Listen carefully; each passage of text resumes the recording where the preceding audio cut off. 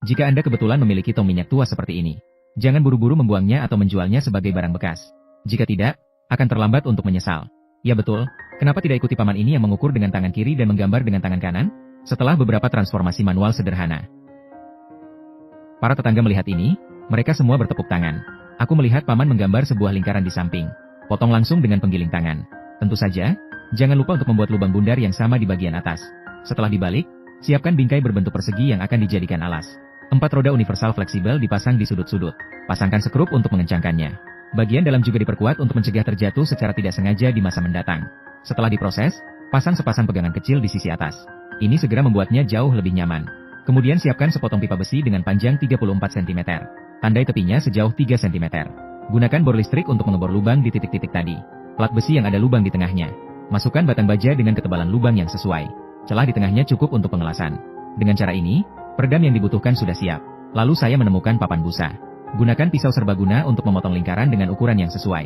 Campur mortar semen atau ule nilo es menjadi lumpur. Kerok dan ratakan bagian bawahnya terlebih dahulu. Tambahkan sepotong kawat kasa. Kemudian lanjutkan dengan meletakkan lapisan mortar semen. Jadikan struktur keseluruhan lebih kokoh. Pipa besi dilas sebelum dimasukkan.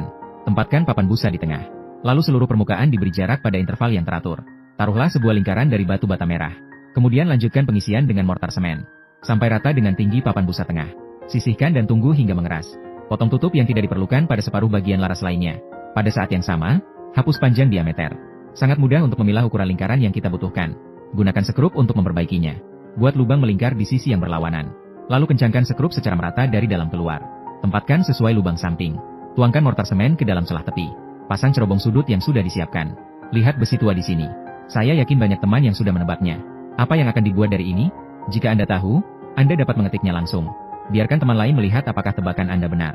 Tapi ini hanya setengah dari pertempuran.